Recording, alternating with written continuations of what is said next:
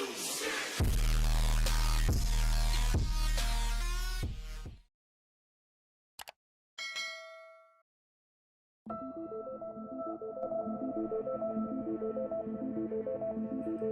1931 dunia itu resesi. Teori Adam Smith mati. Lahirlah seorang John Maynard Keynes, keluar teori namanya Keynesian. Keynesian punya dua nabi, inflasi sama bank sentral. Sejak saat itu bank sentral berdiri. Bank sentral Amerika dimiliki oleh swasta, Amerika semuanya swasta. Tahun 2008, tahu-tahu ada subprime mortgage. Dunia menganggap, orang-orang seperti saya menganggap bahwa Keynesian selesai. Lahirlah seorang manusia yang namanya Michael Hudson sebagai ekonom dunia. Michael Hudson tahun 80 tahun 90 dia adalah pengajar di Peking University. Yang diajarin adalah Xi Jinping, semua PKC Partai Komunis Cina, politbironya adalah murid dia. Dan apa yang dilakukan? Diajarkan printing money. Di kepala Hudsonian gak ada inflasi. Kenapa gak ada inflasi? Print 100 triliun, kasih.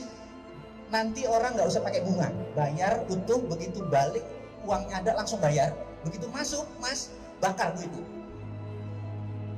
5 tahun kemudian barang ini jadi, orang beli tanpa bunga, kemudian uangnya masuk lagi ke negara dibakar. Jadi Cina punya dua mata uang, satu renminbi, satu yuan. Renminbi itu dicetak suka-suka dia selama ada proyeknya, paham? Mulai paham? Dia nyetak apapun cetak kaya, bener nggak? Dan dia bikin, karena itu tahun 90-an, tahun 2000 dia cetak segede-gedenya, punya dua mata uang, dan renminbi nggak pernah keluar, yuan keluar.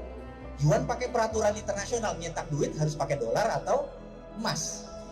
Tapi renminbi dicetak berdasarkan project, itu underlying. Inflasi nggak? Tidak. Setuju ya? Itu teorinya Hudson. Lalu, gimana yuannya supaya kuat? Gimana caranya? Gini caranya. Ini Indonesia nih sekarang, kita pemerintah Indonesia. Rupiah kita supaya kuat gini. Kamu pergi ke Papua Nugini, cari orang di sana siapa yang calon pemimpin. Kayaknya di sana ada lurah, ada wali kota yang mau jadi presiden. Pepet. Contoh dia. Cari orang yang dekat yang bisa mempengaruhi dia. Anda cari mas, setahun kemudian, oh ini bekas dubes nih, mau masuk ke sana. Oh ini orang kayaknya dekat, pepet. Bilang, kerjain semua proyek, pokoknya uangnya ada, pokoknya lo kerja aja gitu ya, contoh ya. Kemudian Papua Nugini punya proyek 100 billion dolar, bener nggak? Oke, 100 billion dapat ya, 100 billion. Ini intelijen kita nih, namanya infiltrasi masuk ke negara Papua tadi. Nama siapa? Namanya Larry pak, orang yang dekat itu pak. Sekarang tadi wali kota, sekarang udah perdana menteri pak. Oh siap, gitu kan? Oke, 100 billion tadi kita print rupiah, Krakatau Steel nyala, pabrik bata nyala, semua nyala. Kita bawa ke Papua Nugini yang utuh. Barang Indonesia gak boleh ada pegawai Papua Nugini kalau perlu, bener gak?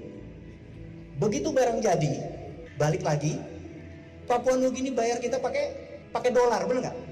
Begitu dolar masuk, rupiahnya yang sama dibakar. Naik gak nilai rupiah? Ngerti gak? Indonesia gak pernah digituin. Indonesia negara yang kuat, setuju ya? Yang goblok itu Papua Nugini, bener gak? Udah mulai kebayang, begitu kita tidak ngerti cara ngelola negara, kita dikerjain oleh negara lain, setuju ya? Nah, terakhir Bapak Ibu, sebenarnya untuk membuat negara ini jalan, rumusnya cuma dua. Kalau Mas Fatur Anda jadi presiden Mas, dua aja kebijakan Anda begitu hari pertama Anda jadi presiden. Nomor satu, buat kepres ke peraturan presiden, siapa saja yang ngeluar uang ke luar negeri tanpa beli barang apa segala macam, penjara 2 tahun mas. Itu namanya flight capital. Keputusan kepres kedua, mulai hari ini jam 24.00 bunga deposito 0. Mas, kalau Anda punya 1 triliun, setiap tahun Anda dapat 50 miliar, betul ya? Apa yang kamu pikirkan kalau deposito bunganya 0? Kalau keluar, tangkap, bener nggak? Akhirnya akan menjadi usaha di negara sendiri. Ada 11.000 triliun di bank sekarang nganggur. Dalam satu malam keluar ekonomi Indonesia maju nggak? Syariah nggak bangsa ini? Berkah nggak? Nggak ada riba. Betul nggak? Udah nggak ada riba, berkah, ekonomi maju dalam semalam, bener nggak? Gitu aja kok repot bener nggak?